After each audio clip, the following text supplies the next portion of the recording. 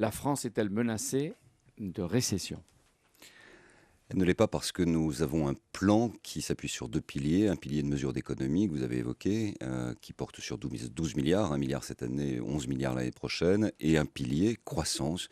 Le moteur de l'économie française, vous le savez, c'est la consommation. Nous protégeons par des mesures à la fois d'encouragement, je pense en termes d'emploi, ou de pouvoir d'achat, je pense à la protection des revenus, ce pilier de la consommation des ménages. Ce que je veux dire sur les hauts revenus, c'est qu'on a supprimé le bouclier, on a maintenu l'ISF, on augmente les prélèvements sociaux, on augmente les plus-values, la fiscalisation sur les plus-values concernant les résidences secondaires, plus la taxation sur les hauts revenus.